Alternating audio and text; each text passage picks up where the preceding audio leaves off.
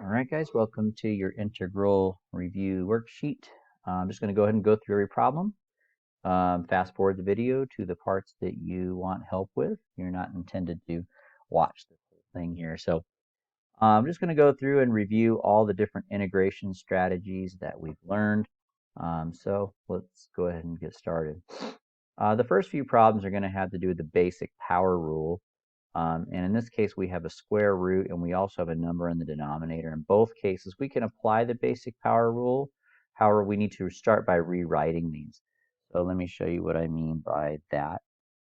First of all, I'm going to write this as negative 12 over 5. And that fifth root of x, I'm going to rewrite that as x to the 1/5 power. Next, for the next one, I'm going to keep that 3 where it is, but that x squared, I'm going to move that up to the top and make its exponent negative. So that's how you deal with radicals and how you deal with variables in the denominator if you're looking to apply the basic power rule. So now that I've rewritten it, we can go ahead and do the integration. So the integration strategy is to add 1 to your power, and that's going to end up being 6/5.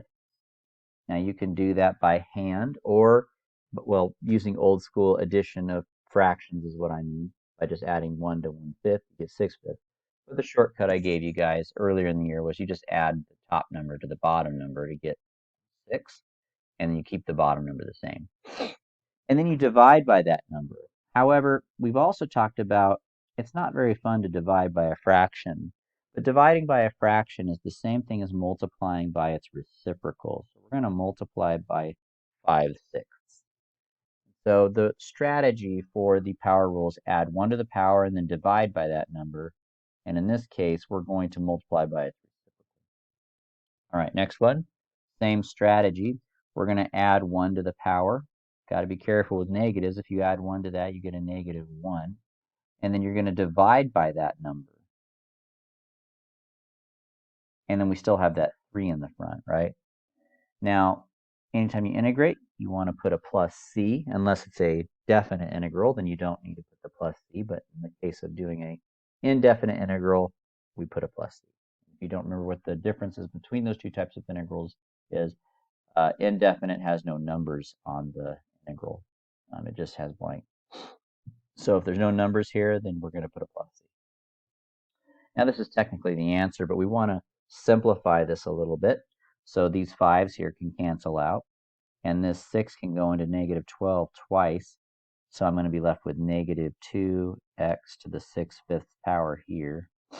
And then for this one here, we have a negative 3 or a minus 3 being divided by a negative 1. So that's actually going to make it become a plus now. And then that x to the negative 1 power, that's just going to push that x down to the denominator once again.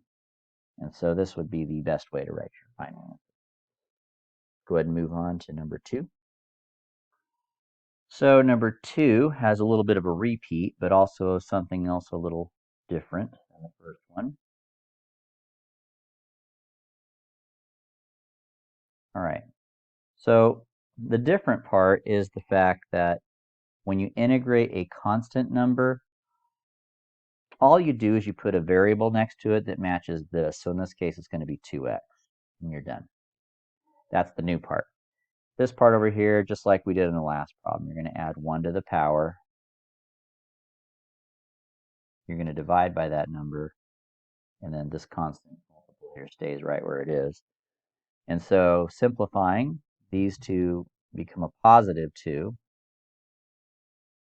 and this negative 4 power is going to push the x to the denominator with a positive 4 power. And we don't want to forget our plus c. I should have put that up here as well. So there's our final answer for number 2. Go ahead and take a look at number 3. All right, number 3 is at this point getting a little repetitive for numbers 1 and 2, but if you need more practice, let's go ahead and take a look. So first of all, we would rewrite this as 1x to the negative 2 because it's a fraction, right? And we'll rewrite the other one in the same way.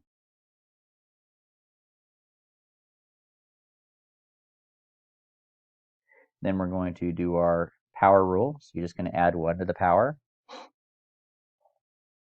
And you're going to divide by that number. and your constant multiple stays where it is. Add 1 to the power, divide by that number, and your constant multiple is just going to stay right where it is. And don't forget your plus c. Now we're going to simplify. The negatives cancel, and we have x to the negative 1, which is the same as 1 over x. Negative 15 divided by negative 3 is going to leave us with a positive 5 now. And this x to the negative 3 is going to get pushed to the bottom because it has a negative x on it. And there's our final answer for that one. Go ahead and move on to number 4. So now we can get into a new thing. We're going to still have the power rule present here a little bit, but we're moving into a new topic here. And you'll notice that there's stuff inside of a parentheses and stuff outside. You might also notice, by the way, that if you were to take the derivative of this, you're going to get this. And those are kind of your two hints that, oh, we're going to be doing some U-substitution here. And so the U is typically going to be whatever is inside the parentheses.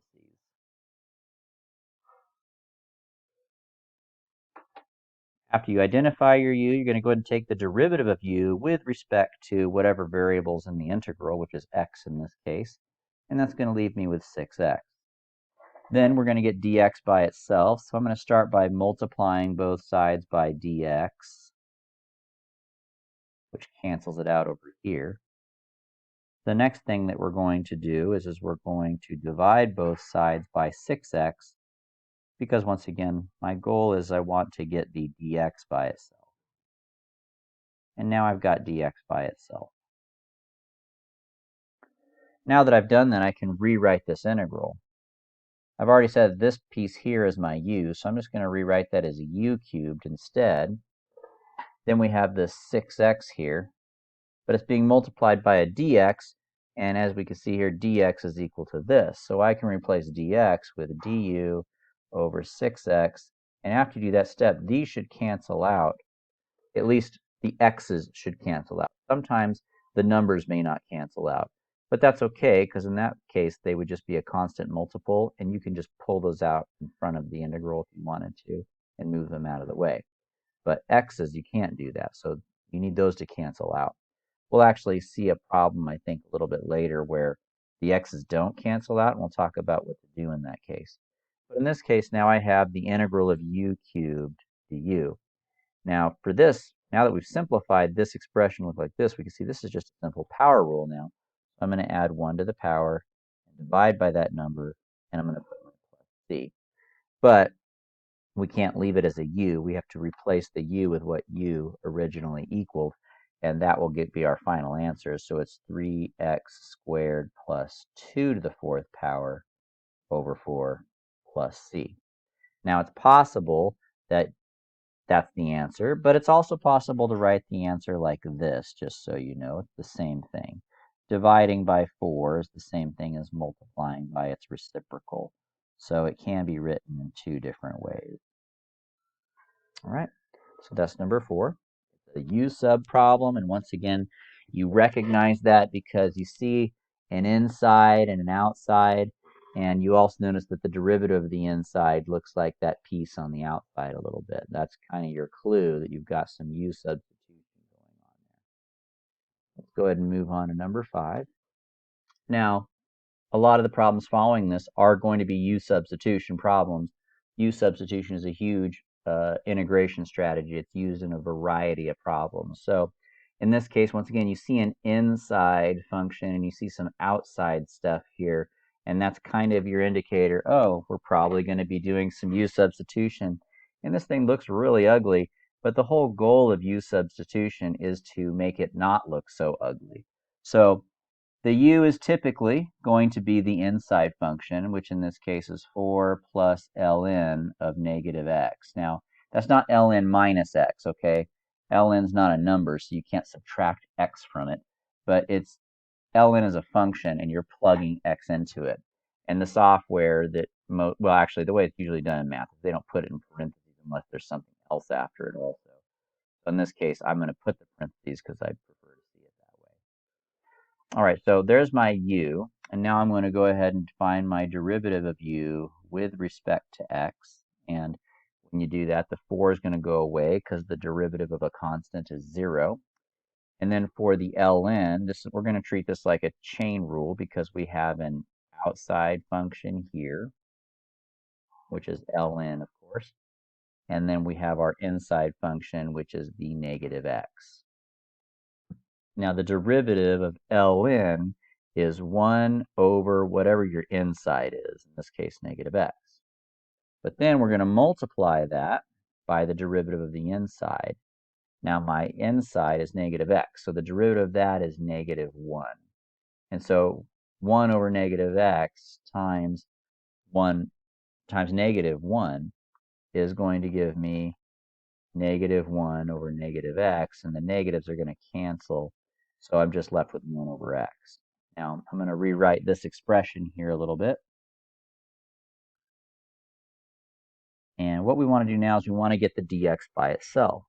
So I'm going to multiply both sides by dx. So those cancel out. Now I have du is equal to 1 over x dx. But I need to get that dx by itself. So now I'm going to multiply both sides by the reciprocal of this fraction here, which is x over 1. So multiply that there and multiply that here. And so these cancel out, and I'm left with basically just x du is equal to dx.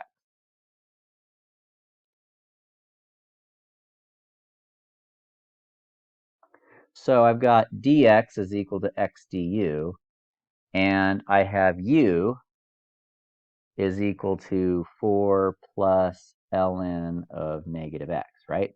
So now we're ready to rewrite this expression here. I'm going to replace this piece with u, and I'm going to replace this dx with, not with this.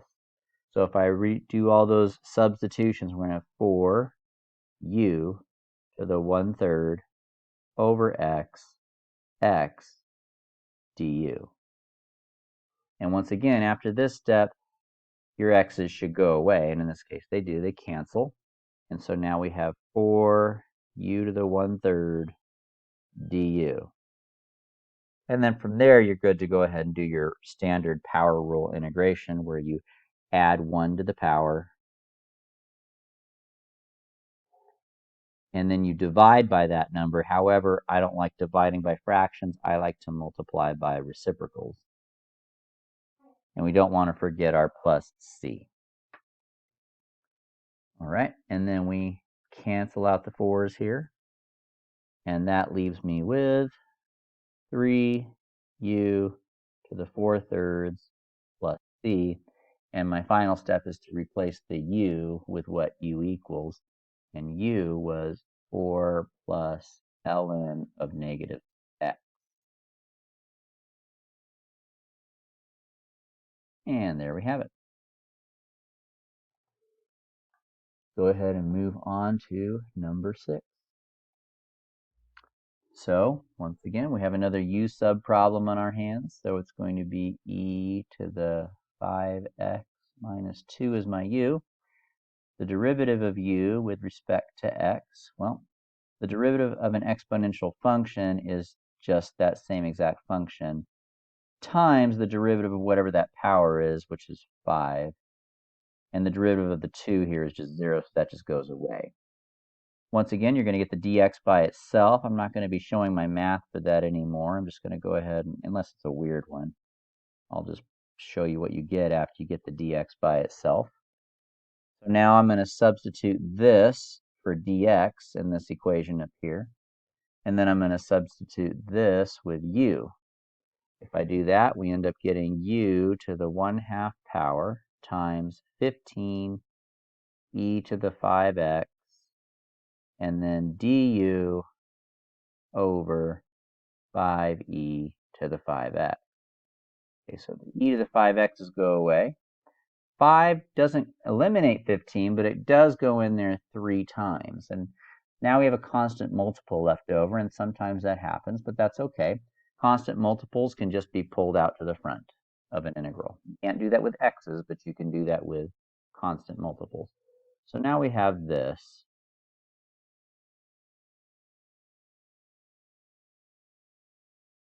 All right, so now we're going to go ahead and add 1 to the power, which gives me 3/2. And that 3 is still there in the front.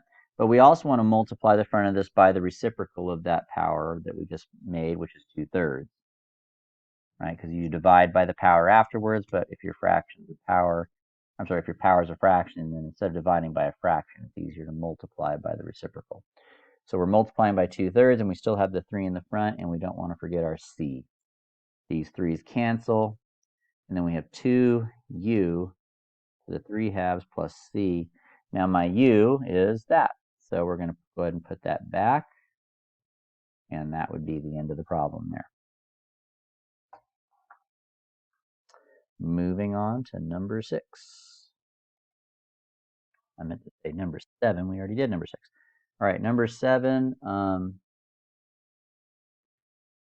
In this case, this is a special situation. You're going to find that on this one, after we do our U-substitution, the x is not going to go away, so we're going to talk about how to deal with that.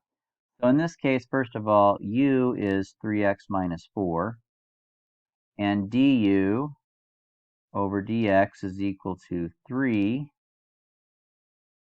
which means that du over 3 equals x, dx, I mean. All right, so there's that. And so if we go ahead and do our u substitution, that's going to look like this. U to the negative 4th power times x times du over 3. Now, the 3 on the bottom is not an issue. We can go ahead and just kick that out to the front. That's not a big deal. What the problem is, we do have an x left over, and usually at this point, after we do u substitution, the x part there goes away, and in this case it did not. So what do we do about that?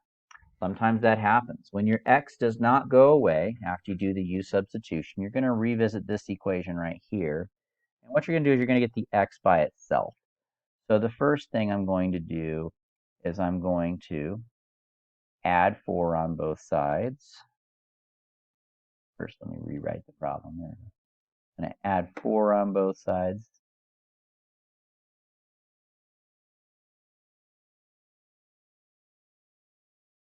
And then I'm going to divide both sides by 3.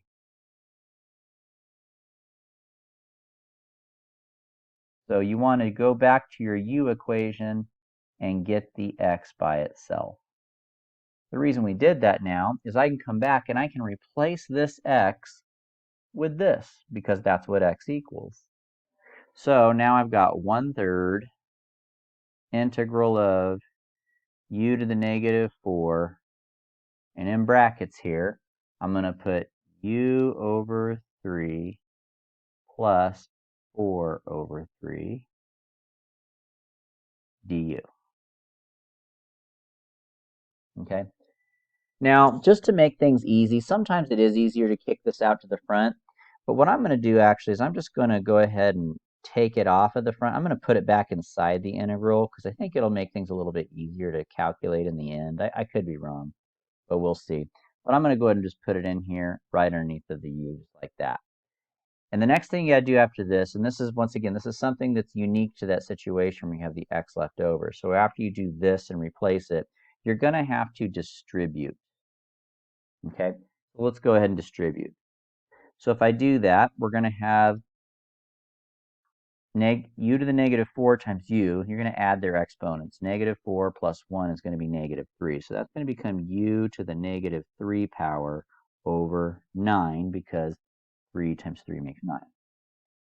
Next, distributing the fraction to the next one, you're going to end up with 4u to the negative 3 over 9 du. So at this point, we're kind of done with the challenge that we faced earlier, which was having the x left over. So that's kind of what you want to walk away from with this problem is, if you still have an x left over, you have to go back to your u equation, solve for x, plug that in, distribute. After you've done that, it's pretty much a regular problem. So we're going to add 1 to the power, which makes negative 2. And we're going to divide by that number. Now, since there's already a 9 in the bottom, if you divide by -2, that's the same thing as just multiplying a -2 to the denominator. That's the same thing as dividing by -2. Okay? Plus 4. And if I add 1 to this power, I get -2. And then I'm going to multiply that -2 in the bottom also. And we don't want to forget our plus c. Okay? So, continuing onwards, go ahead and simplify this a little bit. First of all, the bottom is going to get multiplied, so that's going to be -18, right? And then we have here for u,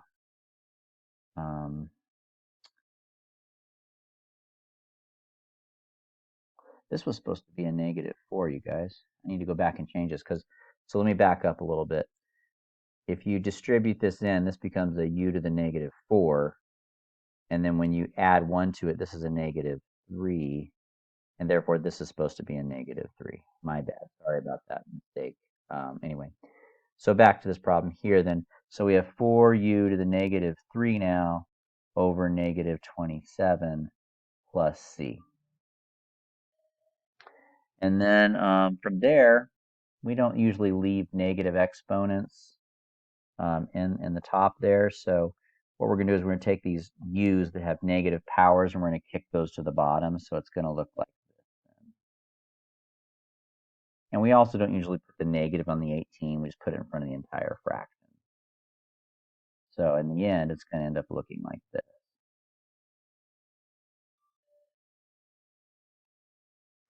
Oh, and actually, that's still not the end of the problem because we don't leave the u, right? We have to replace the u with what we know the u to be. So let's do that also really quick.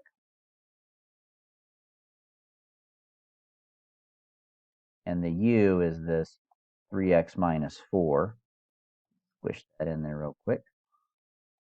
And then we'll be done with the problem.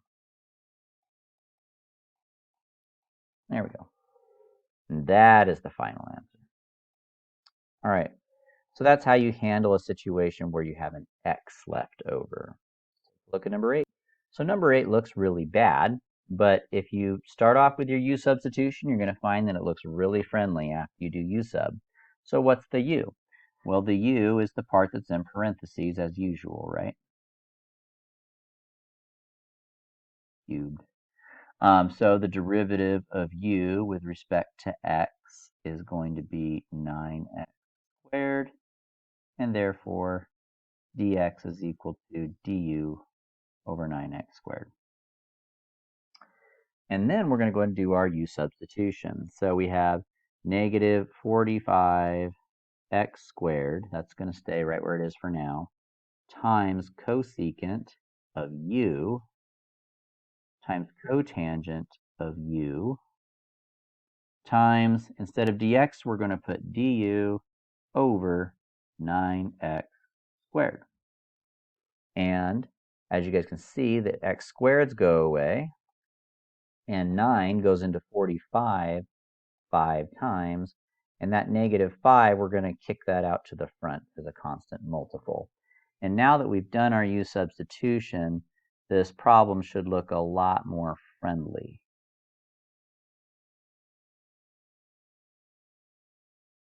Now, if you look at your list of trigonometric integrals, the integral of cosecant cotangent is negative cosecant .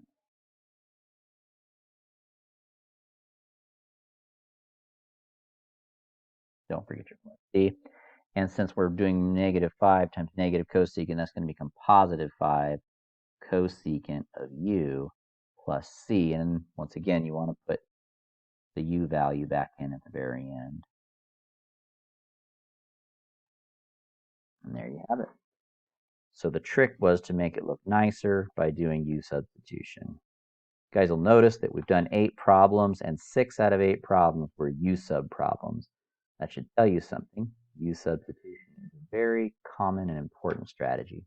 Let's take a look at number 9. So on this one, we're going to go ahead and do the U substitution again.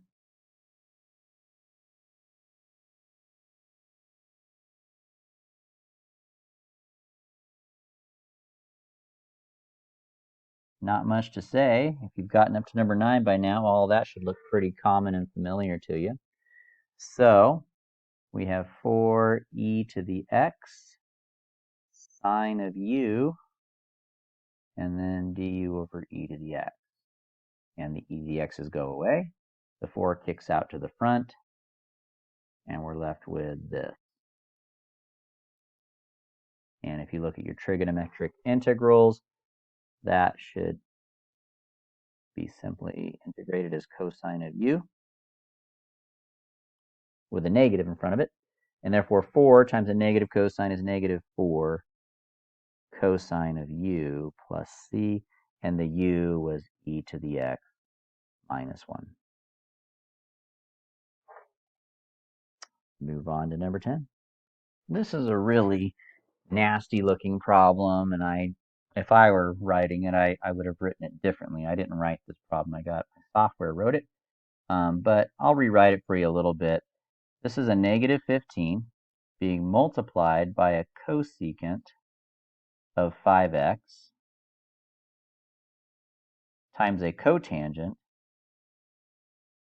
of 5x times, let me move this over a little bit, I'm running out of space, that's 5x, times a cosine of cosecant of 5x dx. So I like, it would have been nice if they had little dots in between each of these things, in other words, to kind of separate what the terms are. Now, what do you guys think the u would be? Because there's a lot of parentheses here the way that I've written it. Now, over here, it's a little bit easy to tell what the u is, but I like this, the way this is written, because it kind of separates everything. But over here, it is a little bit easier to see what the u is. The u is the part that's in parentheses, which is cosecant of 5x. Okay. Now this, to find the derivative of this one's going to be a chain rule. Okay. The derivative of cosecant is cosecant times cotangent, where the inside stays the same. But you also need to multiply it by the derivative of the inside, which is 5. So that's a really big derivative. Now, this entire thing is just going to be divided into the bottom here, and the dx is going to be multiplied to the other side. So that's going to look like this.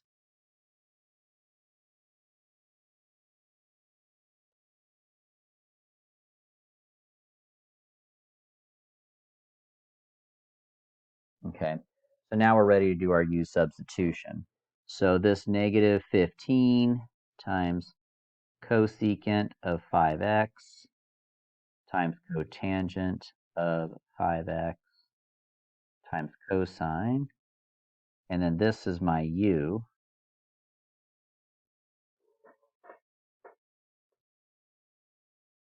times du over, oh my goodness, just squish all that in there. I'll do my best. Using my mouse now because that's the right kind of tiny. Make smaller here. That didn't work.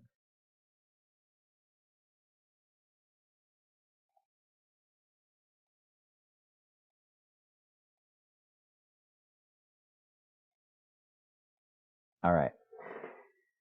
Well, as you guys can see, the cosecant 5x and the cotangent 5x are going to cancel these away. That's nice. And the 5 here can go into the 15 3 times. And now I've got a negative 3 constant, which I can kick out towards the front here. And so after doing all that, we're left with negative 3 integral cosine of u du. The integral of cosine is sine. And we want to replace the u with what u was originally, which is cosecant of 5x. And there's our final answer there. All right, let's go ahead and move on to number 11. Now, these types of problems here for probably 11, I'm guessing the next 2 or 3 problems after this, yeah, these should look like a familiar format to you. These ones are the ones that are the arc-trig function. Okay, now this is the one when you have an x out here and you have an x squared minus a number here, that's going to be arc-secant. Okay, the rule for arc-secant looks like this. It's the integral of 1 over u square root u squared minus a squared du is going to be 1 over a arc-secant of the absolute value of u over a plus c. Okay, so that's the formula there. Now in this case, so the u goes on the top here in absolute value bars, and the a goes in 2 places in the denominators here and here. Okay, so in this case, my u is not a u, it's an x, and my a, this is a squared, right? A squared is what's here, so if this is a squared, then a must be 5. So basically, you take the square root of that number. So following this pattern then, we have my answer is going to be 1 over 5 arc-secant of the absolute value of x over 5 plus c. And that's that. You just have to recognize the pattern there. Now the next problem, number 12, looks very similar, doesn't it? I mean, it's just that it's not just an x here, though. Okay, so in this case, what you want to start by doing is recognize, okay, well, this sure looks like an arc-secant problem, so it probably is, but what am I missing here? What's a little bit off? Well, the way that we talked about noticing before is that with the arc-secant formula, this needs to be a square, not a fourth power. It needs to be a square. Okay, so what number to the second power is 4x to the fourth? What number to the second power is 4x to the fourth? Well, that would be 2x squared. And so if I call this u, then I can have u and u here, and that'll look a lot more like my arc-secant formula. So this is going to be a u-sub problem. So let's go ahead and do our derivative of u with respect to x. Get that dx by itself. And now let's rewrite this integral. So I've got 4x on the top. Don't worry, that's going to go away soon. This 2x squared, that's my u. So I'm going to replace that with u. Also, we have another u here.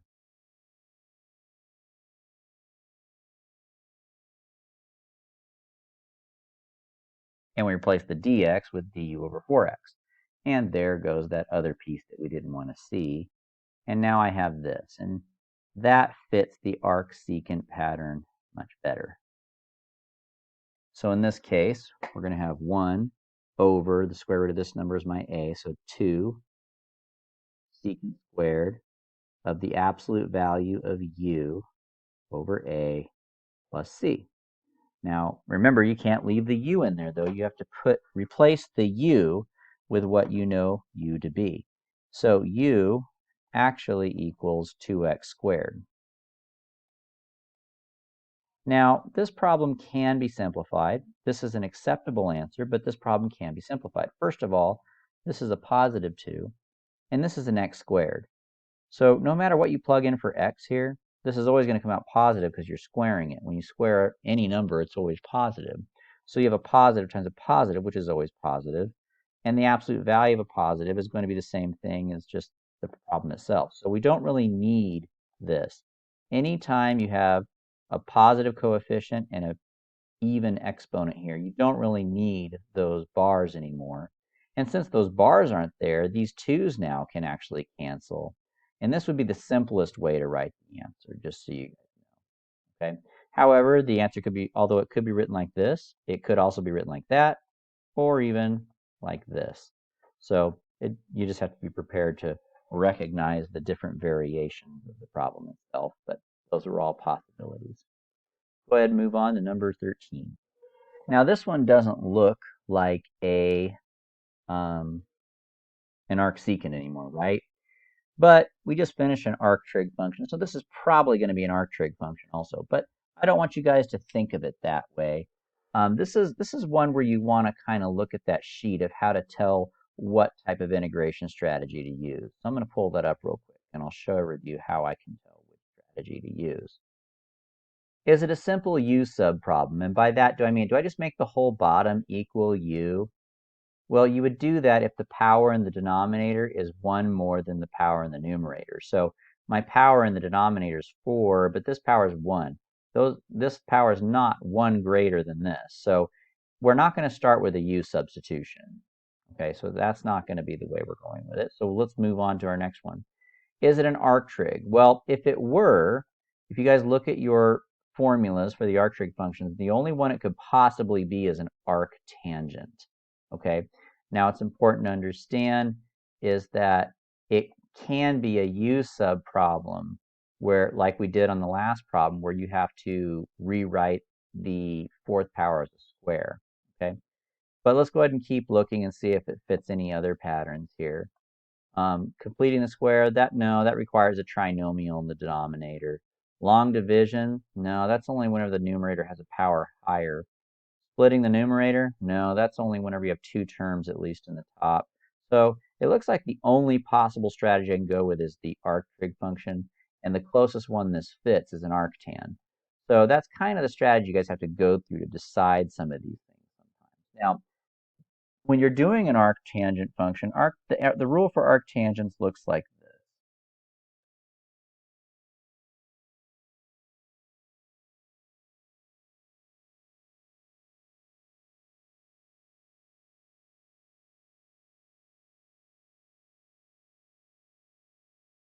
Now the problem here is that we need a u squared, but here I've got a fourth power. We don't like that. But we're going to handle this the same way we handled the last one. I'm going to start by rewriting that. Actually, and now I'm seeing we have a little bit more of a problem. Let me back up a little bit. I'm getting ahead of myself. So we are going to rewrite that as a square in a minute. But I see another problem. The number that's right here is an a squared, but gosh, what number to the second power is 8? Now, there's a way you could do that. You could take the square root of this if you wanted to, I guess. But you know what else I see we can do here? I see that we can just take the square root of all these. I'm not the square root, I'm sorry. We could just reduce all of these things right here. Let's do that first. That'll change this 8. And by changing the 8, we might end up with a number that has a nicer square root. And sure enough, if you divide all 3 of those numbers by 2, then you end up with a 4, and that's a little bit better. So if you want to do the arctangent rule, we need a number that's a perfect square root here. And I just noticed, that wasn't a perfect square root, so I just tried reducing, and now voila, I have it. Now, technically, maybe if you wanted to, you could have just said a is the square root of 8 and went with it and seen what you get. I think it would work. But I'm going to go ahead and just handle it this way so I don't have a square root in my answer, but that might have worked.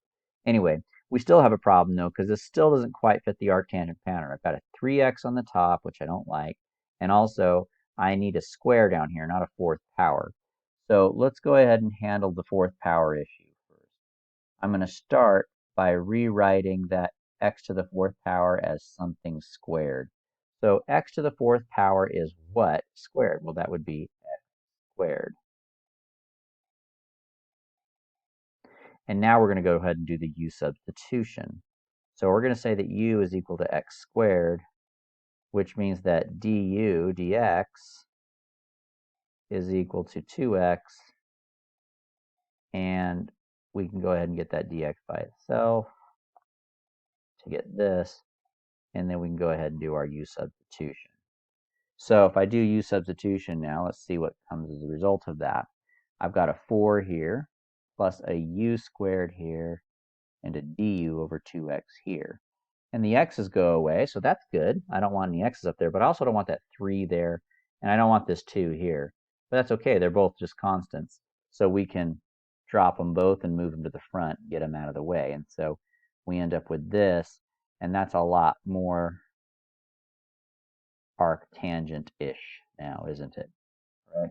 So we have 3 over 2, and then we have 1 over a. A is the square root of this number, which is 2. Arctangent of the u value over a plus b.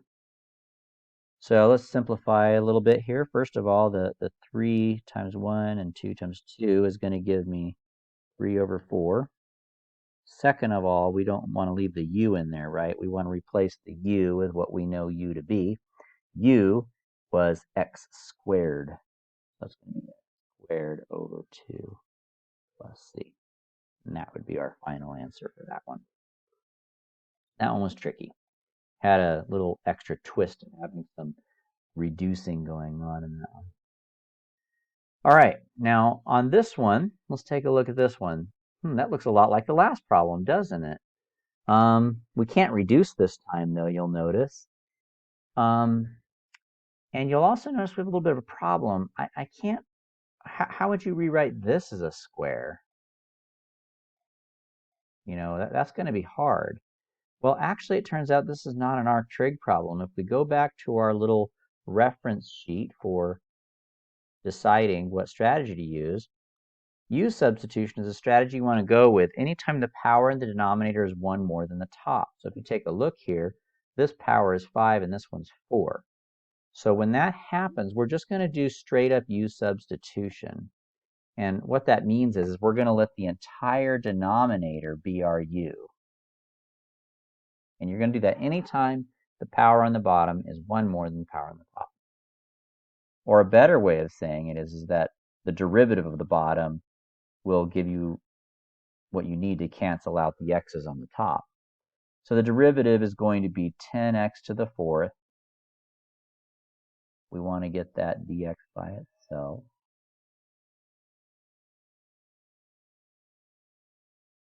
And then go ahead and do your u-sub.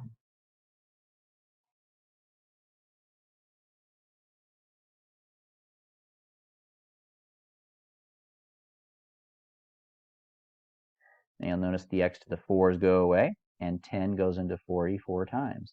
And that 4, I'm just going to kick that out to the front. And now we have 4, 1 over u du. And what we have here is a classic integral. That classic integral is the natural log. Okay, so now we're going to go ahead and replace the u with what we know u to be. Notice I've got absolute value bars there. That's part of the integration for that problem. It has to be there. Now, once again, though, the same thing applies to a problem we saw earlier. We talked about how if this is an even power and you have positive numbers everywhere else in there, well, then you don't really need the absolute value bars. But in this case, since this is an odd power, what you plug in for x will determine whether this thing comes out positive or negative. And so you do need the absolute value bars to make sure it's always positive, because natural logs are never allowed to have anything negative inside of the natural log function. All right, and so there's our answer for that one. Let's go ahead and move on to number 15. All right, so what about this one? Well, in this case, a little bit difficult to tell. It's going to be a U-sub problem. Now, my little worksheet that I gave you only can cover so much. It doesn't, I guess it actually is on there. And so instead of thinking of it as powers, think of this instead. The derivative of the denominator is in the numerator. So, for instance, what is, I didn't want to do that. Clear all that out of there. What is the derivative of the denominator? The derivative of sine is cosine. Oh, there it is. So that kind of tells you we're going to do a u-sub on this where the denominator is my u.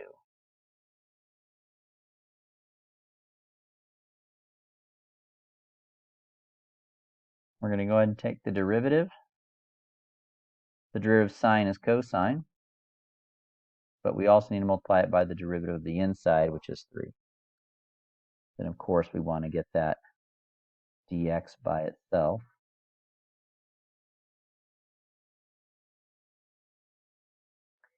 And we go ahead and do our integration. So we have negative 15 cosine of 3x over u du of 3 cosine 3x. Right? The cosines go away, and 3 goes into 15 5 times, and that negative 5 we can kick out to the front. So we end up with this, which is, once again, that classic integral, which is ln of u, or the absolute value. And in this case, the u is sine of 3x. Now, if you're not sure, should I keep the absolute value bars or not with this? The question is, well, can this ever be negative? And the answer is yes. So if you ever don't know, just leave the absolute value bars. You can't go wrong if you leave it. But for multiple choice, sometimes they will take them off if it doesn't belong there. All right, anyway, let's go ahead and move on to number 16. So this is a integral of an exponential function. So an exponential function is like when you have e to a power here, right? Usually when you have exponential functions, it's going to be a u subproblem, and the u is going to be the power. In this case, that's true. Now, to be sure, you just can make sure that the derivative of this will allow you to cancel out whatever else is in it, the other x's in the problem, and it will. So here we go. My u is 5x to the 5th minus 2. The derivative of u with respect to x is 25x to the 4th. And getting dx by itself gives me this. So we have 100 x to the 4th e to the u du over 25x to the 4th, and those x's go away just like we wanted. 25 goes into 100 4 times, and the extra constant can be kicked out to the front, and we have this. That's another classic integral. The integral of e to the u is simply e to the u. And we do need to go ahead and replace that u with what u was originally, which is 5x to the 5th minus 2.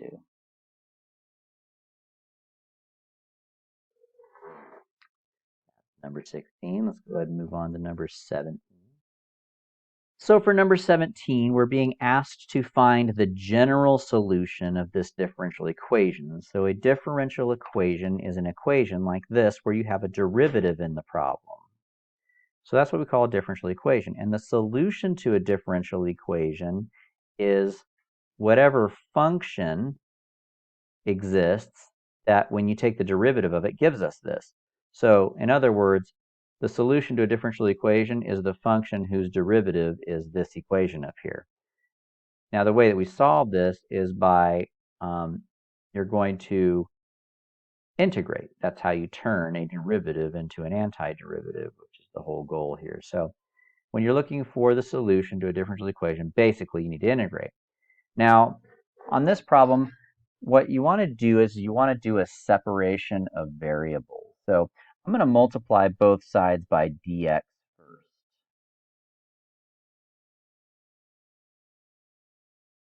Which gives me that. Once you've done that, you're going to integrate both sides. Now on the left side, you could think of that simply as a 1 dy, right? And anytime you integrate a constant, you're just going to multiply that constant by whatever letter's right here. And in this case, it's a y. So it's going to become 1y, which is just y. So that's the integral of dy. It's just y. The other side over here, I'm going to want to start by doing our power rule stuff by moving that exponent to the top as a negative 3. And then I'm going to go ahead and add 1 to the power and divide by that number. And I don't want to forget my plus c.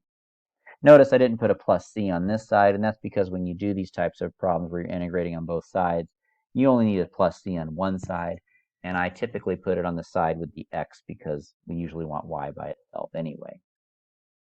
Now, I would want to rewrite this a little bit, though.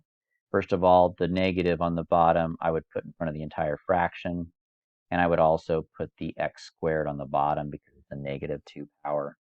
And then plus c. Now, this problem was asking for us to find the general solution, which is this. If you get to a problem where they ask for a particular solution, you want to find the c value, and you can only do that if they actually give you an initial condition, an x value and a y value to find the c with. But in this case, they're not doing that because all they want is the general solution. So we'll stop there. All right. Let's go ahead and move on to numero 18. So number 18 is they're asking for a particular solution. And notice they've given us a little more information here. They've given us this x value of -1 and the corresponding y value +1. And you have to have those if you want a particular solution, because you're going to solve this problem the same way you did in number 17, but you have to go the extra step now and find the c after that. So step 1 is to, once again, multiply both sides by dx because you want to separate the y variables and the x variables. Then you're going to integrate both sides. And once again, if you integrate this side, you're just going to get y. On this side, though, that's a simple power rule. You're going to end up with x squared minus 3x plus c. Now, they want the particular solution, so I need to find the c value. And the way you do that is by plugging in -1 for x and +1 for y.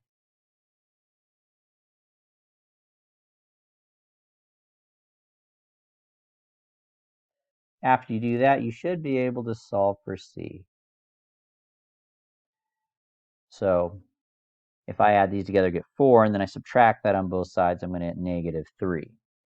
Your particular solution, therefore, will be whatever your general solution is, but you're going to replace the c value with what you found c to be down there, which is -3, and therefore there's my final solution. And so just to kind of drive home the point a little bit, remember, what do they mean, find the solution to this differential equation?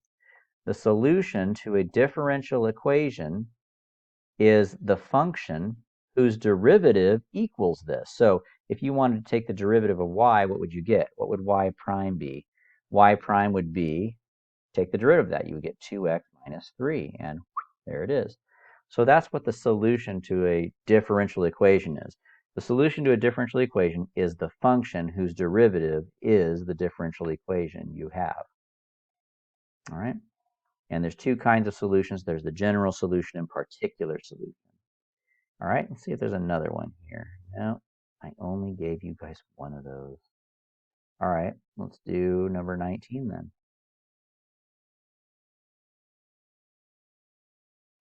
Once again, they only want a general solution. All right, so we have to multiply both sides by dx like we did in the last few problems. But you'll see there's still a little bit of a problem now, unlike the other problems. Remember, we want to separate the variables. I want the x's on one side and I want the y's on the other. I got all the x's on one side, but I don't have all the y's together yet, right? You see that y squared on the bottom? I don't like that there. So I'm going to multiply both sides by y squared. That way it cancels on the right side. And so now I have this.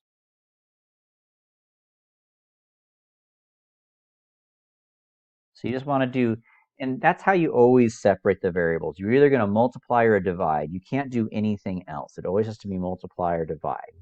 So there we go. Now we integrate both sides. Now on the left side, if I integrate that, we're going to get y cubed over 3. And on the right side, I'm going to kick that 2 out to the front. And the integral of e to the x is simply e to the x. And we don't want to forget our plus c.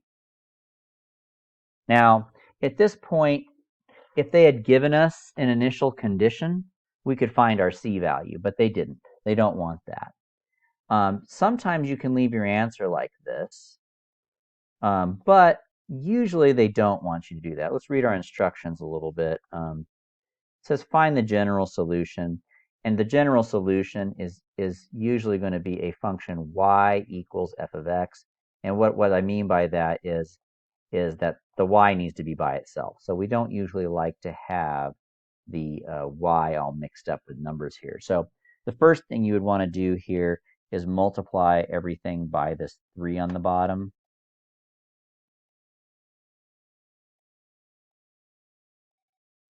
And now I've got y cubed equals 6e to the x plus 3c. Now, just so you guys know, you could leave that as c if you want to, like 3c, which is probably less confusing for you. But just so you guys know, this is just some random constant. So if you multiply it by 3, you get some other random constant. So instead of just putting 3c here, you could just put c1, just so you know it's different from the original c. But it doesn't matter. The next thing you want to do is you want to get rid of this 3 power here. And the way you do that is by taking the cube root on both sides. Now, little note about taking roots when you solve. You guys might recall from various problems in this class that when we take a root to solve, don't we usually get a plus and a minus? Yes, you do. Now, if it's a cube root, though, you don't. Anytime you have an even power, yes, you'll get a plus and a minus. That's just how they work. I can explain it to you if you like in a second, but for now, you only get a plus and a minus if it's an even root. But with odd roots, you do not get a plus and a minus. You just get the one positive version.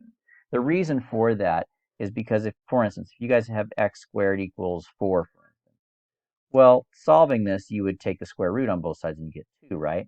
But that's not technically the only answer, because 2 squared equals 4, but so does negative 2. So we just have to remember, oh, okay, fine, positive and negative 2. But if you have a cube, and you want to take the cube root on both sides, there's only one way that x cubed can equal 8, and that's 2. Negative 2 wouldn't do that. So that's the reason for that. Another thing that's kind of important to pay attention to, I'm getting a little off topic here, I don't want to distract you guys too much, but when you're doing these problems, especially if they're asking for a particular solution, if you do get a plus and a minus, you have to pick the positive or negative answer depending on your initial condition, if they give you one. If they give you an initial condition where the y value is positive, then you have to go with the positive answer. If they give you an initial condition where the y value is negative, then you go with the negative one. So that's a little detail you got to pay attention to. And it happens every once in a while in the FRQs, so something to pay attention to and be ready for. All right, let's go ahead and move on to number 20. So beginning on number 20, we're moving away from indefinite integrals, which is what we've been doing so far. We're moving to definite integrals. Those are integrals where you have numbers here. Now, the difference that occurs in these cases is you're still going to integrate it, so you still have to do everything we just did before. But after that, we're going to apply the fundamental theorem of calculus, which is where you're going to plug these numbers in and subtract them and get an actual numerical answer. So first of all, let's go ahead and integrate this. Now, hopefully that stands out to you as a recognizable arcsine pattern. Okay, arcsine has a pattern that looks like this.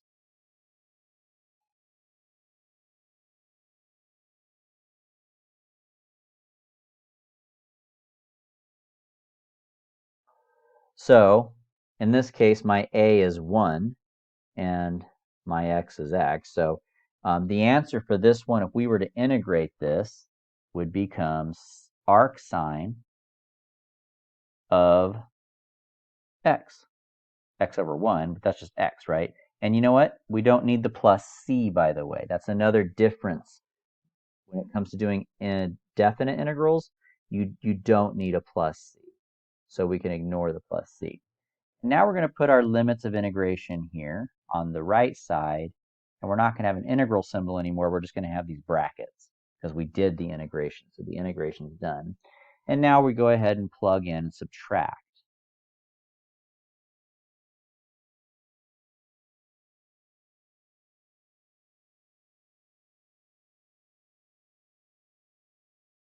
Okay. Now, if I had an FRQ, I would stop here. I would go no further because that's trigonometry, and calculus doesn't test your trig skills necessarily. However, if it's a multiple choice question, you're going to need to know how to get these. And so let's go ahead and review it a little bit. So basically, what an arc trig function does is it's asking you what angle has a sine value of radical 3 over 2 on the unit circle. Now you also have to understand that sine is like the y coordinate. So another thing you have to understand is that when you're dealing with arc sine functions only give you answers from the right side of the unit circle, and furthermore, arc sine goes from negative pi over 2 to positive pi over 2 as possible answers. Okay, now this question here, when is the y value, the sine, when is the y value a positive radical 3 over 2? Well, if you know your unit circle, that's going to be up here, pretty close to the y-axis, and that angle is pi over 3. Now for this one's asking us what y value has a value, or what angle has a y value of radical 2 over 2, and that's the one that's right here in the middle, and that is pi over 4. And so this arc sine minus this arc sine is pi over 3 minus pi over 4. And once again, if this is multiple choice, I doubt they would leave it like this. They would probably get a common denominator of 12.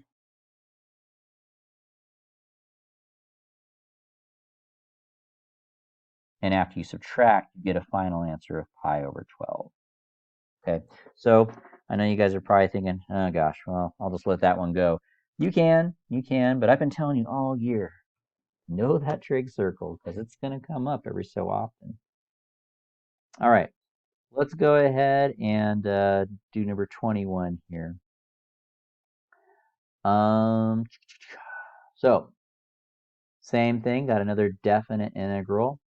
So what do we do here? Well, we're going to do a U-sub problem here, because we're going to, anytime you have an exponential function, your U is going to be usually whatever the exponent is. So my U is going to be x minus 3. The derivative of U with respect to x is 1. And therefore, that just means that du equals dx. Now, doing that, we have negative 2 e to the u du. Now, when you do U substitution on a definite integral, you also have to change your limits. So to do that, I'm going to plug 3 in for x. And if I do that, 3 minus 3 is 0. So the 3 becomes 0. And then you're going to plug in 0 for x to find the new bottom number. 0 minus 3 is negative 3.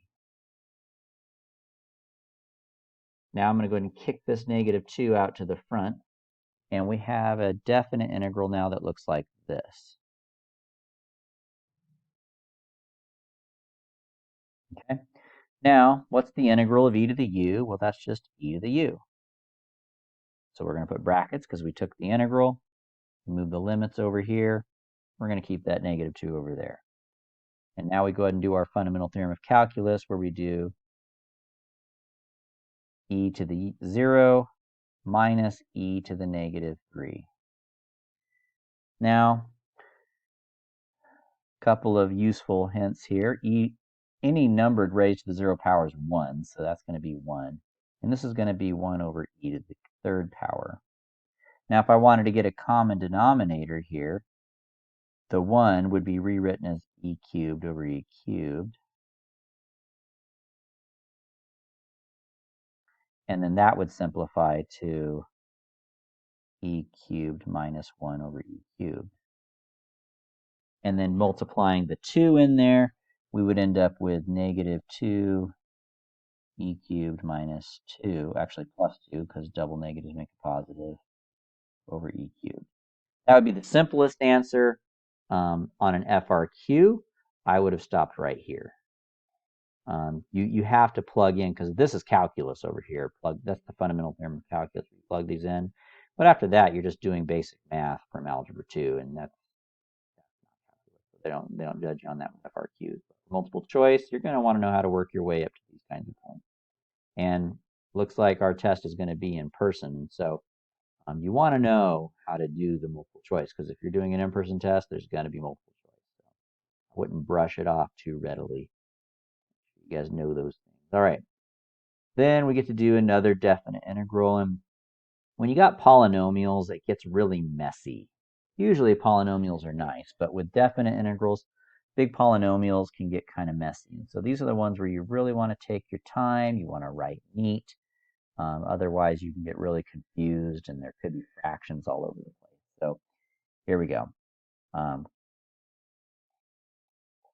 We're going to start by integrating, of course, first. So it's going to be x cubed over 3 minus x squared plus 5x. So that's the integration of the polynomial. Next, you're going to do the fundamental theorem of calculus, which is where you write the brackets twice. And what we're going to do is we're going to plug in the numbers that they give us.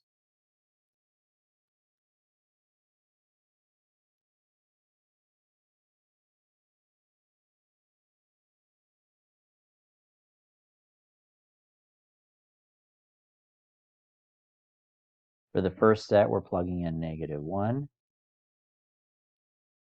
For the second set, we're plugging in -4.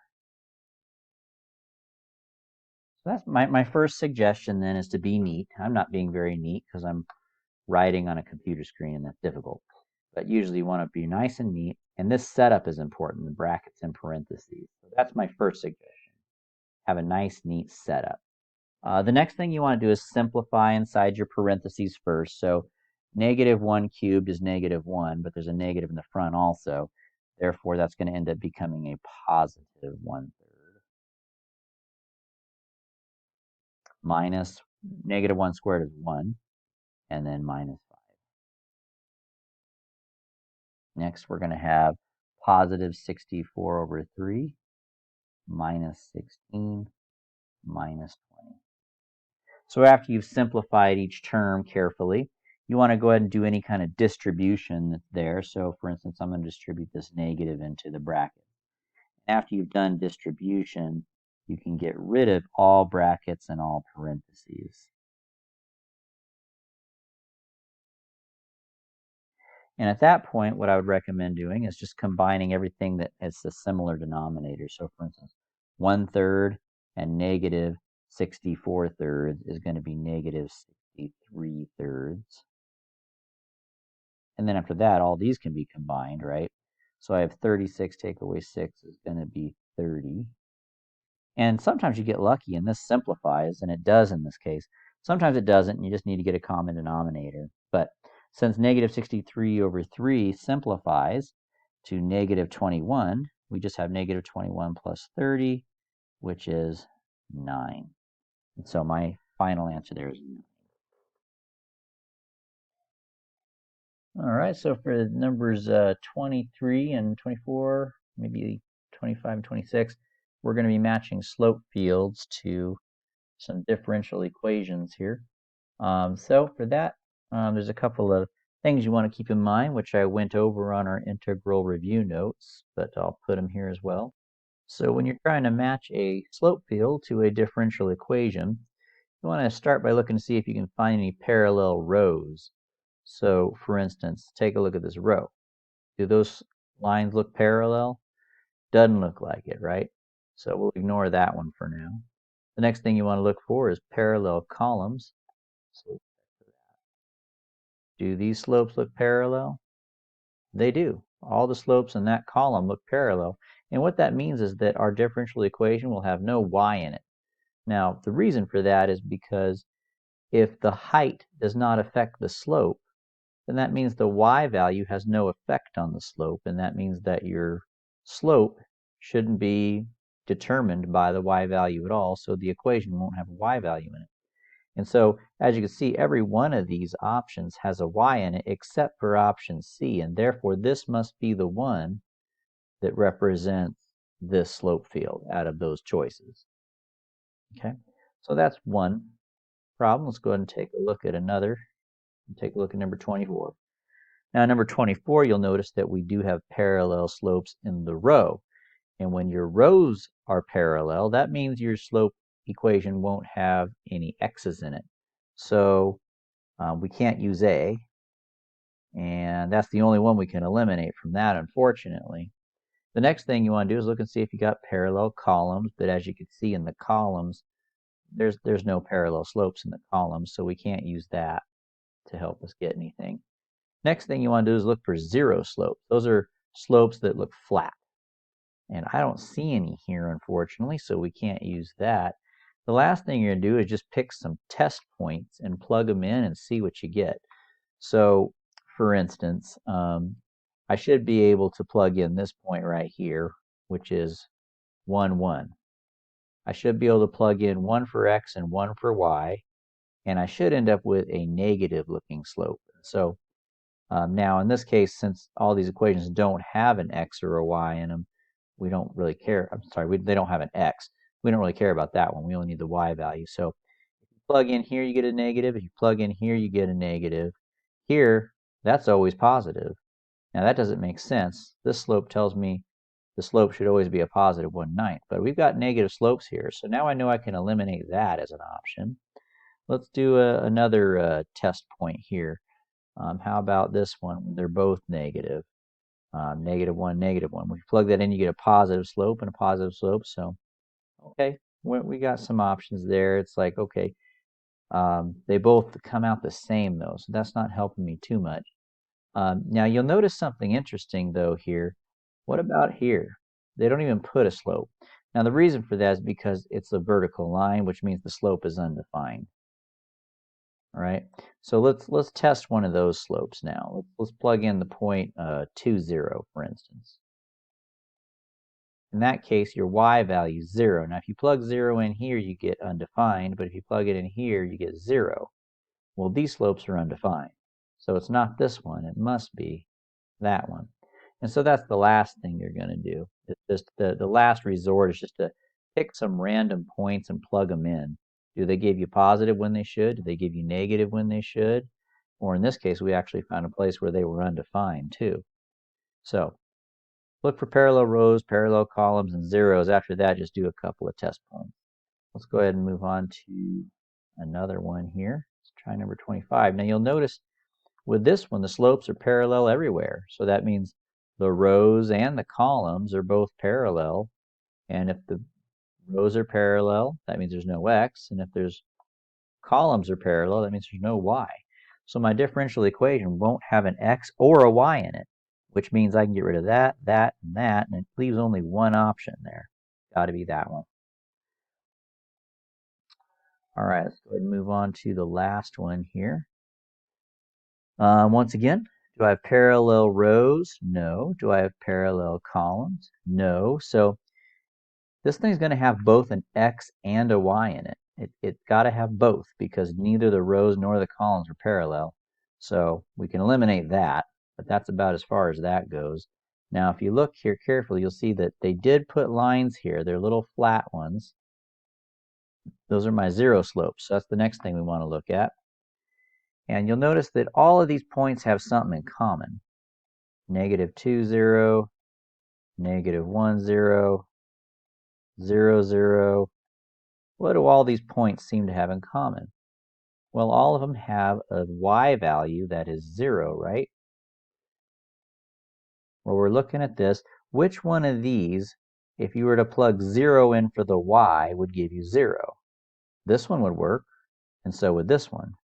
But this one here won't work because if you plug in 0, you'll get undefined. So that's no good. So now we're down to these two options. Okay. Well, let's go ahead and try one more. I see some more zero slopes here. I see some flat slopes here, here, here, and here. Now, let's just pick one of them. Let's just do this one. That one, the slope is 0 for the x and negative 1 for the y. So which one of these equations, if you plug in 0 for x and negative 1 for y, will you get another zero slope? And that would be this one. This one would be undefined. So we're down to A there as our option. Okay, so once again, the strategy is look for parallel rows and columns, look for your zero slopes. Last resort, just start picking some random points, plugging them in, and seeing if the slopes match the way they're supposed to. All right, moving on to our next one. Now you'll see these a lot. The only time you would ever see a question like this is on your FRQs. But basically the way this works is you have to sketch a slope field, and the way that you do that is by starting with a point like this one here. That's going to be -2, 2. You're going to plug in the -2 for the x and 2 for the y, and then you simplify it. And that answer tells you what the slope at that point be. Now it's going to be a -4 slope. A -4 slope is negative, so it's going to point downwards, and it's pretty steep too, so it would look like that. And you're just going to keep doing that for all the other points. So how about this one here, -2, -1? That's going to be -3. It's negative, slightly less steep, not too noticeably less steep, but a little bit less steep. How about here, 2, 0? That's going to be 2, -2. No, actually, this one would be 0, +2. That's going to be -2. Yeah, so it's going to be a little bit less steep than the last one. And you just kind of keep doing that over and over again with every point. And when you're done, you'll have a nice slope field. Now, I'm not going to spend the whole video doing all this. It takes a while, but you guys got the idea here. So I'll do one more here, and then I'll pause the video and I'll finish it, and I'll show you my result. Let me do one more here. I'm going to plug in 1 and -2. That's going to be -1, so even less steep than the 2. And then after that, 2 is 0. So we finally end up with a 0 slope. There you go. And just kind of keep doing that all the way through. And by the way, you can kind of start finding some patterns. Before I pause my video, we could talk about that a little bit. For instance, anytime x and y are the same, you're going to get 0. So like at 1, 1, 0, 0, -1, -1, and -2, -1. Sometimes as you're doing this, by the way, you'll also find some patterns. You'll find like some symmetry. You'll find that this side matches this side, and you can copy it. This one doesn't have very much symmetry, though, so that ain't going to work. But beyond that, I'm going to pause the video, and you guys can make sure you do it, and then you can check your answer against mine. So it should end up looking something like this. And sure enough, I did notice a pattern that was able to make me go a little bit faster along the way here. Maybe you guys caught it before me. But what I noticed was that along the diagonals, the slopes were the same. Like all these ones were 0. All these ones were a slope of, let me use a different color here. All these ones here were +1. And then all these slopes here were +2, and so on.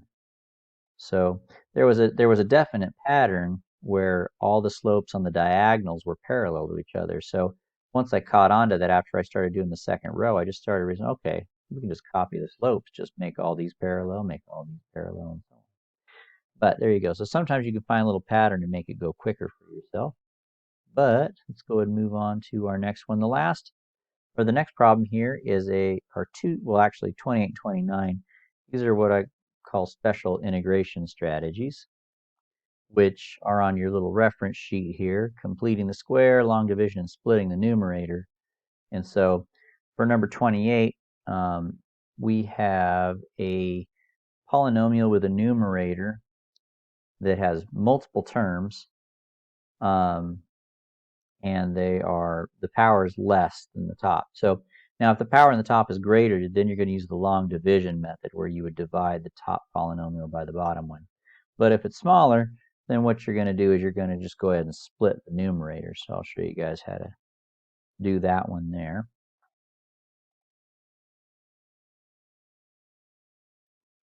So by split the numerator, what I mean is you're going to write two separate integrals. One where you take the first term in the numerator and put it over the denominator, and do the same thing but with the other term. All right, I'm going to leave the dx off just to leave some space here.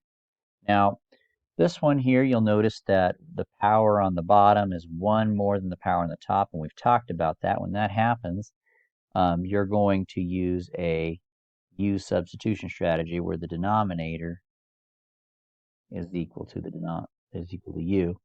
The derivative of that.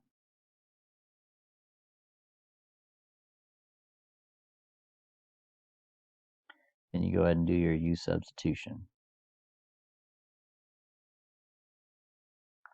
In this case, the x's can come out, or they divide each other out, and then that 2 on the bottom we can move that out to the front as a fraction. Okay, so all that being said and done there, we have, let me make some space here for myself. We end up simplifying that to be 1/2 integral of 1 over u du. And that's our ln integral there. And then the u, in this case, was that denominator. So I'm going to go ahead and put that in now as x squared plus 4. And that's the end of that one. So I've got this half done. Now I got to do the other half. So the idea of splitting the numerator is to split each piece up into 2 separate fractions and then do the integrals separately. So now let's go ahead and do this side here. And they are connected by a plus, you'll notice, and that's because these two terms were connected by a plus. If this was a minus, you'd have a minus here. All right, let's go ahead and do this side. Now on this one here, this is an arctangent problem. So the first thing I'm going to do is I'm going to kick this 3 out here to the front. And then I'm going to follow the arctangent pattern, which is 1 over a. Square root of that is my a, so that's 2.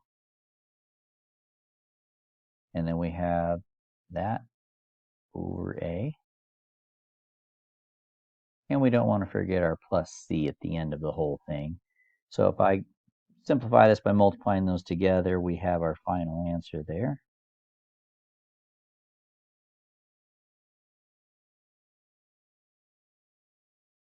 We have the integral the first half, the integral the second half, and that's our total answer there for number 28. All right, let's go ahead and take a look at number 29. 29, notice we have a trinomial in the bottom, and when you have trinomials in your denominator, that's a completing the square strategy. So, how do you complete the square? Well, first of all, I just want to focus on this alone for a minute here, the x squared plus 6x plus 13. What we want to do is I want to rewrite that denominator of that fraction a little bit. So the first thing you're going to do is you're going to create a new number.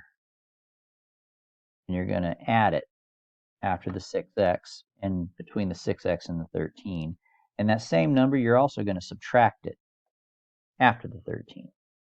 So we're going to create a new number in between the last two terms, and then we're going to put the opposite of that on the other side of the last term there. So, and the new number is going to be half of the 6, which is 3, squared, which is 9. And that's what goes in both spots. Now, let's talk about what I just did there. I added 9 and I subtracted 9, which means they, in a way, you can think of it like they cancel each other out. So I really didn't add anything, right? I just added and subtracted the same number. So it's like I didn't do anything, but it looks a lot different. Now, but why did I do that? Well, because this is now what we call a perfect square trinomial. And when you factor this, it's going to always end up looking something like this. X blank squared. And that blank is always going to be that half of that middle number. In this case, that's a 3. So it's plus 3. These two numbers here, then 13, 9, go ahead and combine them like you normally would. That's going to be 4. So now all I've done is I've rewritten this equation here to look like that. All right. And that's exactly what our first step is going to be on these problems. So when you have the trinomial in the denominator, give that method a shot and see what you get. You should end up getting something that looks like. Okay. After you do that, you're going to go ahead and do a U-Substitution method. And the U is going to be the piece that's in the parentheses there. So my U is equal to x plus 3, which means the derivative of u with respect to x is 1, which means that the derivative of u is equal to dx. And then doing our u substitution, I'm going to have 9 over u squared plus 4 du. And that 9, I'm going to go and kick that out to the front, and we've got another arctangent, don't we? So, go ahead and follow through with the arctangent process there. You do 1 over a, the square root of that number is a, arctangent of u over a, Don't forget your plus c. We can multiply the 9 and the half together there to get 9 halves. Arctangent, and my u is going to be replaced once again with what it originally was. And there you have it. So that's the completing the square method. So anytime you got a trinomial in the denominator, first thing you do is rewrite it like this. Then you do u sub, and it results in an arctangent. All right. Move on to number 30. Number 30, which integral represents the area b plus c? So this is b, and this is c. All right. Well, this is really just a concept-based question, making sure that you understand what definite integrals represent. Definite integrals represent area under the curve of your function. So in this case, this is the function f of x that we're looking at, this red line. And b and c represents the area between the curve and the x-axis. Now,